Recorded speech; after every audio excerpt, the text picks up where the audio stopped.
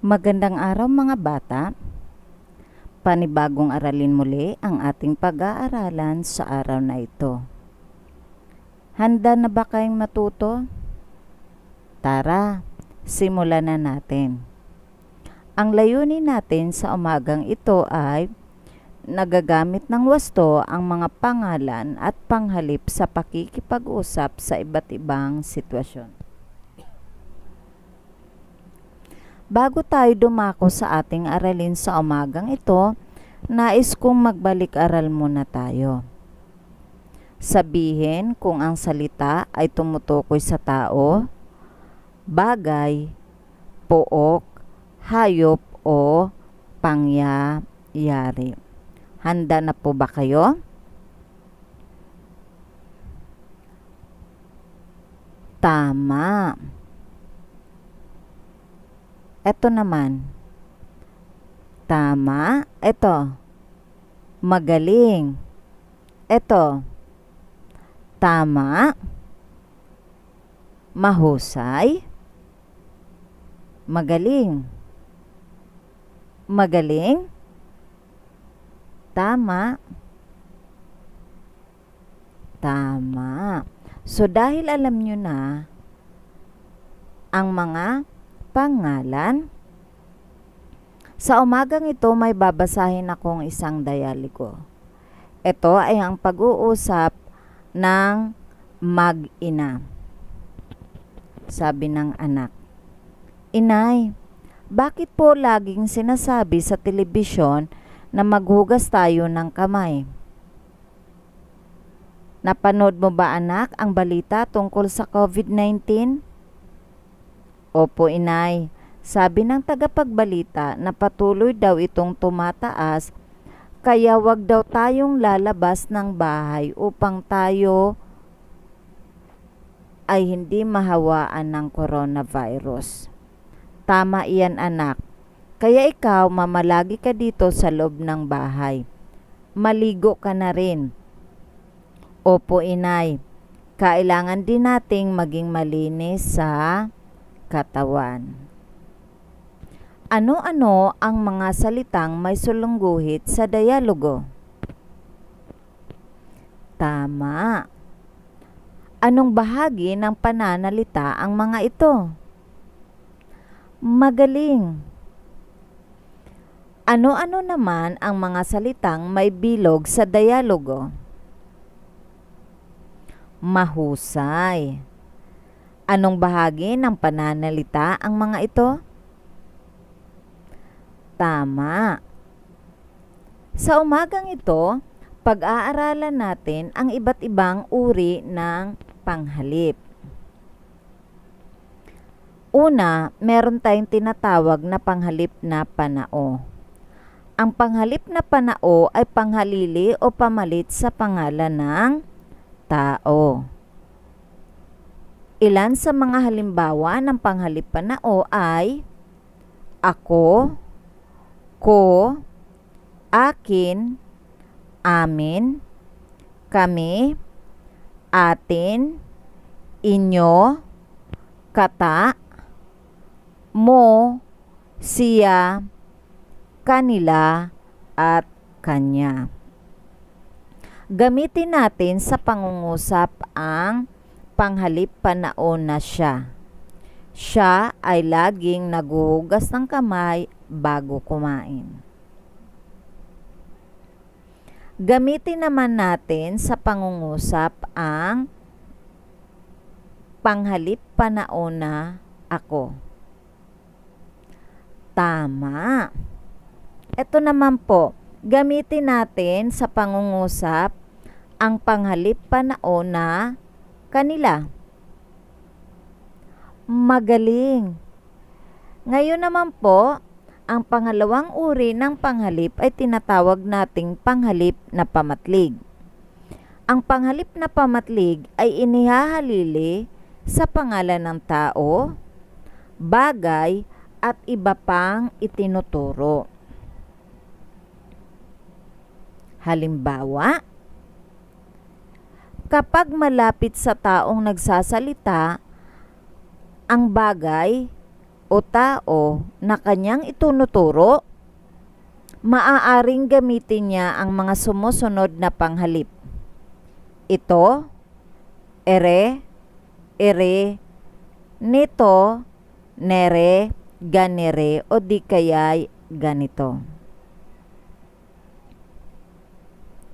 Halimbawa, ganito ang tamang pagsusuot o paggamit ng face mask. Kapag malapit naman sa kinakausap ang bagay o tao na kanyang itunuturo, gamitin natin ang panghalip na iyan, niyan, o di kaya'y diyan. Okay, halimbawa, diyan sa pinto nakalagay ang alcohol at hand sanitizer. Okay, gamitin naman ninyo sa pangungusap ang panghalip na iyan. Mahusay. Okay, kapag malayo naman sa taong nag-uusap ang bagay na kanilang itinuturo, maaari nating gamitin ang iyon, yaon, niyon, noon, at doon. Okay, so halimbawa, doon sa banyo makikita ang sabon. Gamitin naman ninyo sa pangungusap ang panghalip na iyon. Magaling! Ang sumunod na uri ng panghalip ay tinatawag nating panghalip panaklaw. Ito ay sumasaklaw sa kaisahan, dami o pangkalahatang bilang na tinutukoy. So halimbawa ng mga panghalip na panaklaw ay lahat, madla, sino man, alinman, anuman, at pawang. Halimbawa, ang lahat ay pinag-iingat sa pandemyang kinakaharap natin ngayon. Gamitin naman ninyo sa pangungusap ang panghalip panaklaw na alinman. Mahusay! Okay, ang pang-apat na uri ng panghalip na panaklaw ay tinatawag nating pananong. Ito ay panghalili sa pangalan ng tao, bagay at iba pang ginagamit sa pagtatanong. Kaganapang pangsimuno ang gamit ng mga ito. Halimbawa ng mga panghalip pananong. Kapag isahan ang tinutukoy na bagay o tao, kapag tayo ay nagtatanong, maaari nating gamitin ang ano, sino, o di kaya'y alin. Sino kapag tao, ano kapag bagay, at maaari din nating gamitin ang alin. Kapag maramihan naman, maaari nating gamitin ang ano-ano, sino-sino, at alin-alin. Halimbawa, ano-ano ang dapat nating gawin upang makaiwas sa COVID-19. Gamitin naman natin sa pangungusap ang panghalip na pananong na sino. Okay, magaling. Gamitin naman natin sa pangungusap ang panghalip pananong na sino. Mahusay. At ang panglimang uri ng panghalip ay tinatawag nating paari. Ito ay panghalip na nagpapakita ng pag-aari ng isang bagay. Okay, halimbawa ng mga panghalip na paari ay akin, atin, kanya, o di kaya'y kanila. Okay, gamitin natin sa pangungusap ang panghalip na kanila. kanila ang ayudang bigas na galing kay Mayor. Okay. So, gamitin sa pangungusap ang panghalip paari na akin. Tama. Okay, gamitin naman sa pangungusap ang panghalip paari na kanya. Mahusay. So ngayon, dahil alam nyo na ang tamang paggamit ng mga panghalip at pangalan, magkakaroon tayo ng pagpapangkatang gawain. Para sa unang pangkat, basahin ang maikling usapan ng magkakapatid. Isulat ang mga panghalip na ginamit nila. Para naman sa pangalawang pangkat, bumuo ng panghalip sa pamamagitan ng pagsama-sama ng mga letra sa loob ng kahon.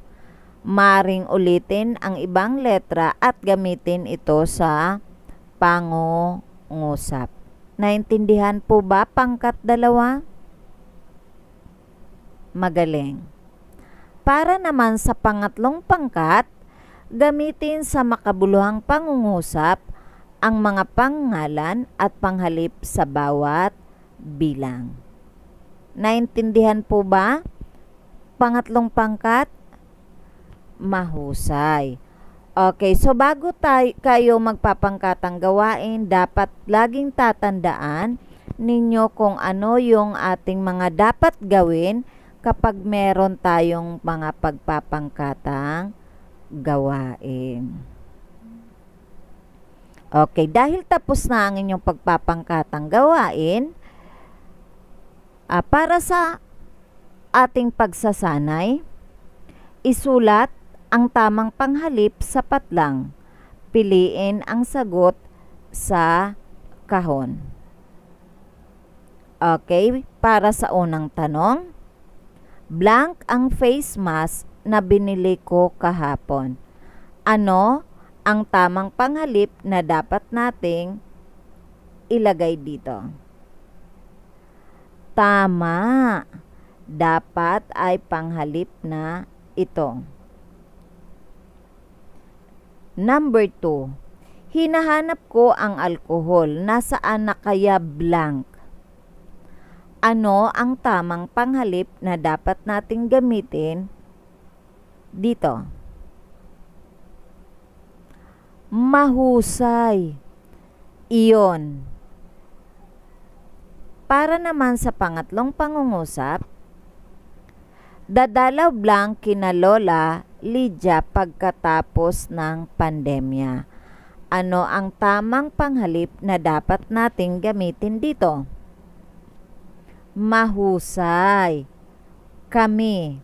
So, dadalaw kami kina Lola Lydia pagkatapos ng pandemya. Para sa ikaapat na tanong o pangungusap, Marcos, halika muna dito. Ngayong araw blank ang magbantay sa pagdating ng ayuda, ang sabi ni nanay. So ano ang tamang panghalip na dapat nating gamitin dito? Mahusay. Dapat ikaw. Okay. Next, ang number 5. Maagang gumising si tatay. Blank ay bibili ng bigas at mga gulay sa palengke. Anong tamang panghalip ang dapat nating gamitin dito? Tama. Siya. So, maagang gumising si tatay. Siya ay bibili ng bigas at mga gulay sa palengke. Okay. So, para naman sa ating paglalahat, ano ang panghalip? Tama. At ano-ano naman ang mga uri ng panghalip? Magaling. Panghalip na panao. Ano pa? Pamatlig, mahusay. Panaklaw, tama. Pananong, tama. Paari, Okay, mahusay. So para sa ating pangwakas na gawain, isulat ang letra ng tamang sagot sa inyong sagutang papel. Number 1, ito ang mga salitang ipinapalit sa pangalan. A. Pang-abay, B. Pang-uri, C. Panghalip, D. Pandiwa. Number 2, aling pangungusap ang gumagamit ng panghalip na panaklaw? A. Sino ang kumuha ng hand sanitizer? B. Kunin mo na ang mga gulay sa mesa. C. Ang lahat ay pinag-iingat sa pandemya. D. Ito ang dalang sabon ni Nanay Nanette kahapon. Number 3. Alin ang mga panghalip ang nabibilang sa isang uri? A. Kami, tayo, akin, at iba. B. Ito, ganyan, hayan, at doon. C. Madla, pawang, ilan, at sinuman. D. Iyo, ako, mo, at saan. Number 4. Aling panghalip pananong ang gagamitin mo kung gusto mong malaman ang tirahan ng iyong kaibigan? A. Ano? B. Kailan? C. Saan? D. Magkano? Number 5.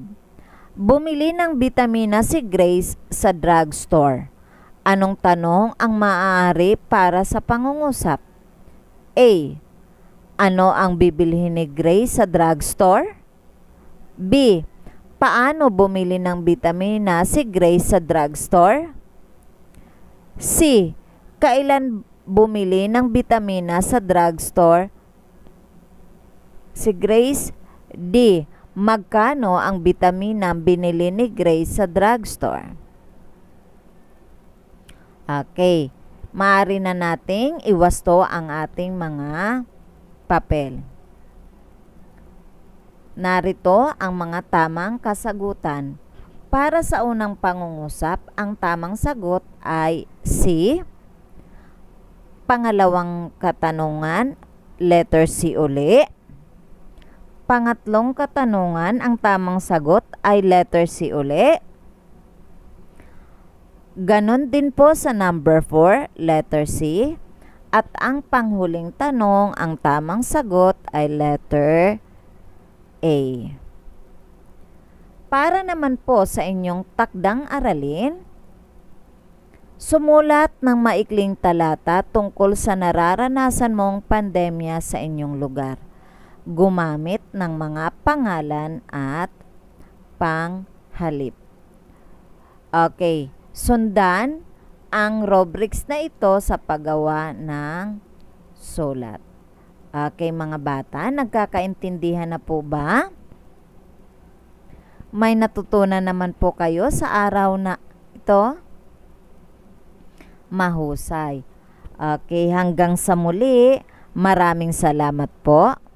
Ako ang inyong guro sa Filipino, si Ginang Edna.